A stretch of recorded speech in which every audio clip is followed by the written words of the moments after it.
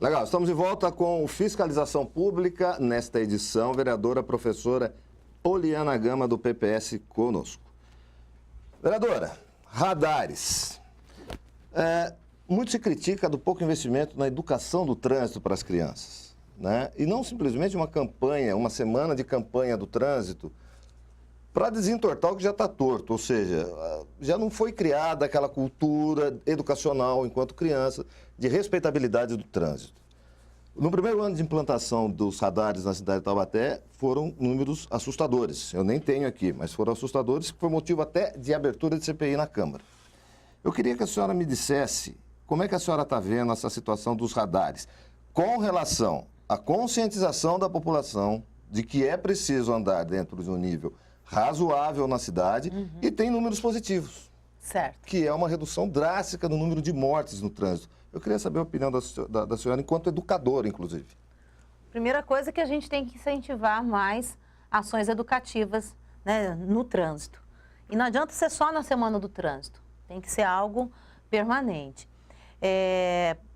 Por mais que eu reconheça e, puxa, que coisa boa é quando você olha os indicadores e vê que realmente diminuiu o número de acidentes, diminuiu o número de mortes, isso é ótimo. Mas a gente não pode achar que para tudo, né? Então, já que é uma situação assim, então vamos multa, e a gente acaba ouvindo das pessoas o seguinte: Poliana, a quantidade de multa, tem gente que está recebendo aí 2, 3 multas.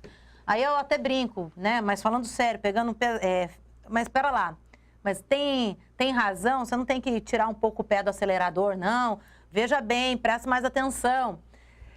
O problema dos radares aqui na cidade, que eu sinto, é que quando a gente começa a analisar quando vem a multa, geralmente toda a multa vem com o número do aparelho que te aplicou a multa. Sim, sim. Então, outro dia, só por curiosidade, né, a gente pegou aqui de um cidadão que trouxe essa reclamação e a gente entramos no site do Imetro para ver aquele aparelho. O aparelho estava reprovado. E mais, outro detalhe, o detalhe de que a empresa que está responsável pelo aparelho, que é a Yellow, ela não consta no rol dos consórcios, né, do consórcio que é o responsável hoje pela questão dos radares.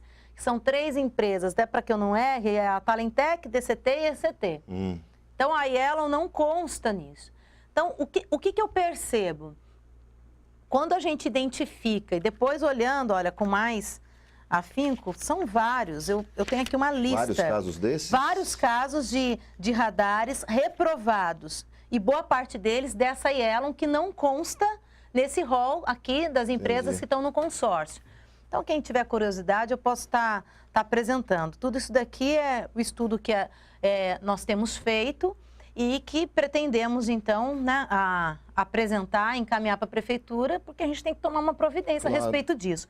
Quando a gente olha uma situação dessa, de uma multa sendo aplicada por um radar que está reprovado pelo Imetro, aí a gente não pode acreditar que isso é sério. Não, a senhora está falando uma coisa muito séria, porque cabe-se recurso em qualquer tipo de multa. Inclusive, após a apuração que a gente fizer, né, até porque o requerimento chegou há poucos dias para mim, a resposta, tudo que eu havia feito ao prefeito, após a gente fazer todo esse levantamento, eu vou estar apresentando esse material para a comissão. A gente tem uma CPI, né, na casa, que está estudando, apurando a questão dos radares, para que a gente avalie isso, porque eu não considero... Aí sim, nessa situação, a gente começa a pensar o seguinte: é uma fábrica de multa, porque para você educar, você tem que dar o exemplo. Claro. Então, para dar o exemplo, você tem que estar regular.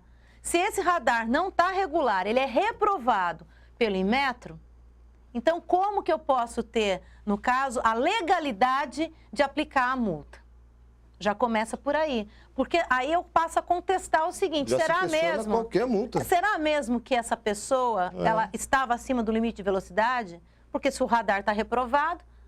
Então, é por aí que eu penso que as pessoas que têm reclamado, as pessoas que estão assustadas com esse volume de multas, né, que nós temos aplicado na cidade, partindo do que a gente tem aqui, dessas hipóteses, do que a gente tem estudado, a gente verifica que tem uma certa razão, sim. Eu acredito também o seguinte, quero deixar bem claro, quem está fazendo coisa errada, não tem como a gente passar a mão na cabeça, não. Porque a quantidade de pessoas que já morreram por imprudência de motorista, enfim, é crime, é errado, dói, é triste, enfim, é tragédia. Então, a gente não pode passar a mão na cabeça de gente que está fazendo coisa errada. Agora, por outro lado, se a gente começa também a perceber que o próprio poder público, que tinha que dar o exemplo de aplicar a multa para quem faz coisa errada, mas com a devida moralidade, e se ele não está tendo esse instrumento que lhe dê essa condição, então a gente começa a notar Cai tudo na vala comum. Que, pera lá, as coisas não estão sendo encaminhadas corretamente. Para você exigir, né, do motorista, seja quem for, no caso, o dever dele, eu acredito que você também tem que cumprir com o seu principal dever. Então, nisso daqui, a gente tem esse trabalho de fiscalização nesse sentido, para questionar esses instrumentos aqui, esses radares. E, claro, a gente tem que tomar uma providência. Quem está fazendo coisa errada, que seja punido, que seja multado, mas por um instrumento correto, que esteja aprovado pelo órgão regulador dele, que fiscaliza ele também. Agora, começar a ser cobrado por um instrumento que não tem nem, que está até reprovado pelo Inmetro, qual é a credibilidade? Então, o que eu questiono hoje é a credibilidade do sistema. Esse é o meu questionamento. Vereadora, vamos falar um pouquinho de orçamento. Até está em discussão isso na Câmara ainda. E nós estamos gravando esse programa no dia 9 de dezembro. Você vai estar assistindo após a votação do orçamento, se for votado esse ano ainda mesmo, né, vereadora? A senhora acredita que vai ser votado? Eu acredito. Está marcado para o dia 11, não é isso? Sim. Está marcado para o dia 11. Mas eu queria falar para a senhora o seguinte: o mundo está em estado de alerta. Uma reunião mundial em Paris discutindo-se qual o rumo que o planeta e seus governantes têm que dar ao planeta. Um acréscimo global na casa de 1 a 2% corre o risco de várias e várias cidades ao entorno do mundo serem encobertas pelas águas, por causa do degelo da Antártica, enfim. Na cidade de Taubaté, que faz parte do mundo, me parece que a verba designada no orçamento não beira 1%. Eu queria que a senhora falasse sobre essa desconsideração com relação a uma pasta tão importante aqui. Veja bem, o orçamento proposto para 2016, que nós vamos discutir, mas não chega nem perto de 1%. Se nós tivéssemos 1% do orçamento para meio ambiente, nós teríamos algo em torno de mais de 10 milhões. Está estimado em 1 bilhão o orçamento, não é isso? Sim, então se a gente está em 1,5 bilhão, o total do orçamento, administração direta e indireta. Se a gente tivesse 1%, nós teríamos aí 10 milhões, aliás, 15 milhões, né, desse total. Acontece que a gente tem aqui, pouco mais de 1 milhão para o orçamento do meio ambiente. Isso mostra que não é uma prioridade para a administração atual. Acredito que a administração ela não percebeu ainda que o meio ambiente não significa plantio de árvore, mas é além disso. Tem toda a questão ambiental do lugar onde você vive. A gente começa a observar, por isso que de repente até agora não conseguiram implantar a coleta seletiva do lixo em Taubaté, né? E outras ações que podem ser desencadeadas se tiver a adoção de um modo de governar mais intersetorial. Não tem como serviços urbanos, por exemplo, implantar a coleta seletiva do lixo se não tiver a questão ambiental linkada aí também, claro, para direcionar e até para otimizar recursos. Mas o que eu noto é que o governo ele não vê isso com a prioridade que deveria ser vista. E é muito assim contraditório quando você tem, por exemplo, nas nossas escolas, as escolas trabalham com tema transversal, o meio ambiente. E isso é trabalhado ao longo do ano por todas as disciplinas. E várias vezes, são vários professores que, quando a gente conversa disso, né, eles falam: Poliana, a gente vai falar de coleta seletiva, Então, a gente faz a reciclagem lá na escola, tudo, mas sempre tem um aluno que pergunta, mas e na nossa cidade?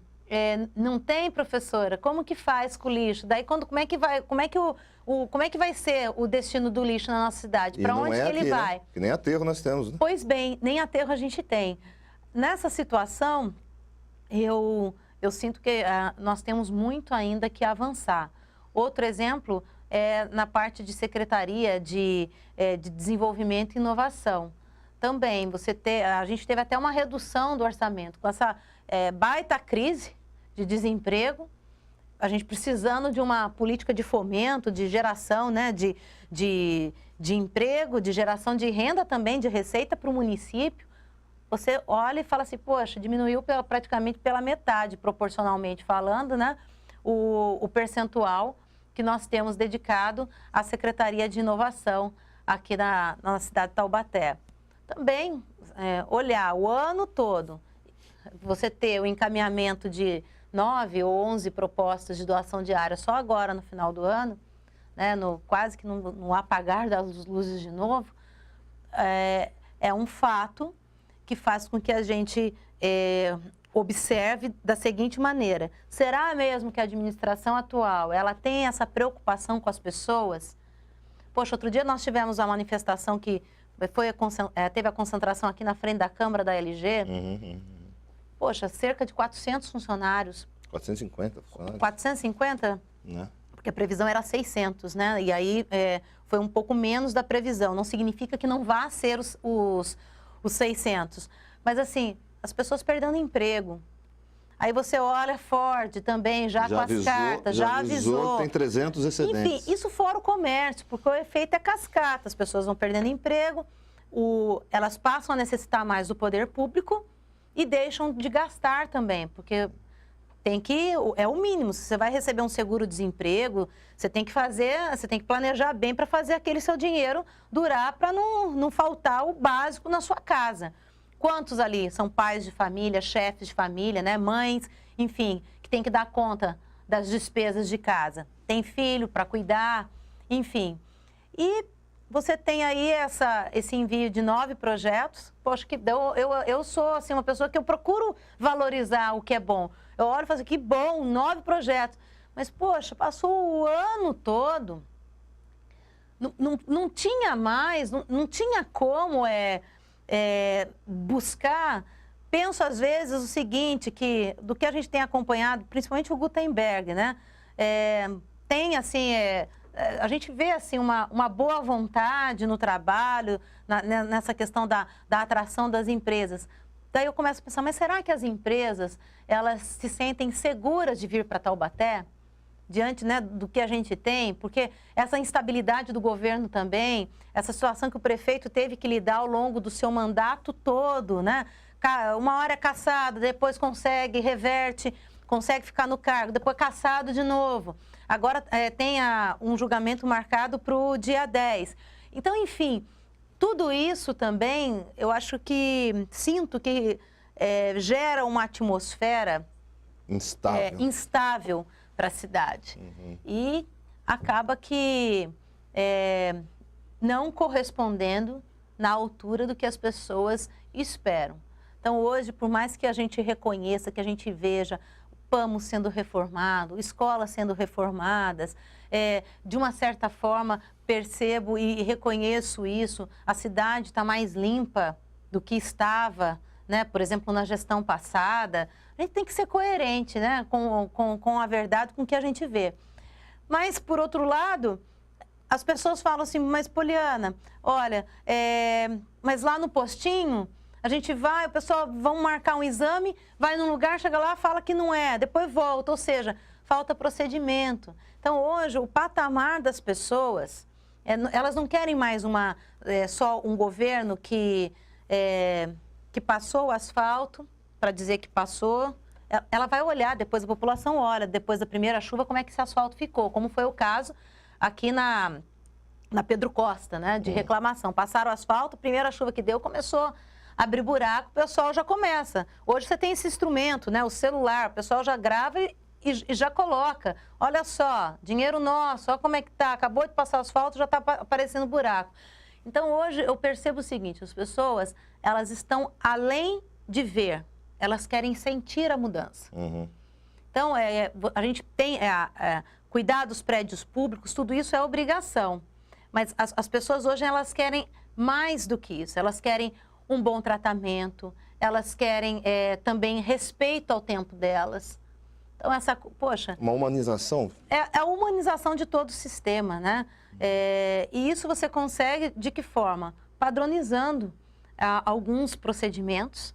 E, claro, você precisa ter uma equipe que se sinta valorizada, com o devido valor estratégico que tenha para o serviço público, para poder fazer esse serviço que precisa. Então, essa equipe ela precisa ser valorizada, no caso, os funcionários precisam ser valorizados e precisa ter um modelo de gestão diferente do que a gente tem hoje.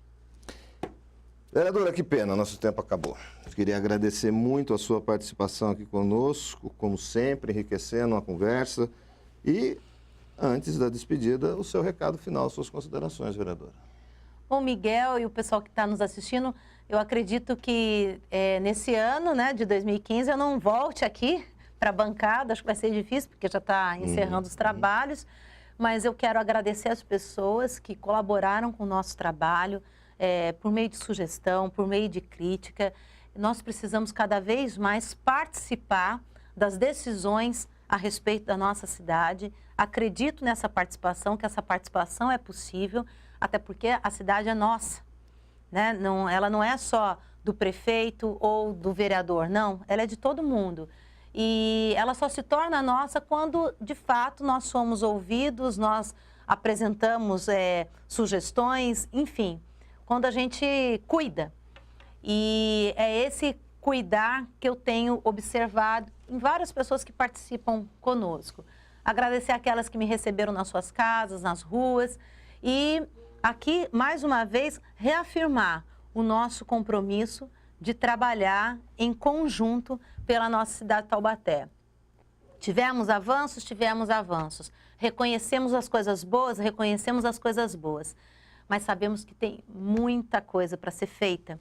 E tudo isso vai ser possível, né? Todos esses desafios são possíveis de serem superados na medida que nós unirmos forças e tivermos assim como objetivo principal a seriedade na administração pública da nossa cidade. Seriedade e transparência. Então, a gente renova aqui esse compromisso com vocês e que em 2016 a gente possa cada vez mais trabalhar com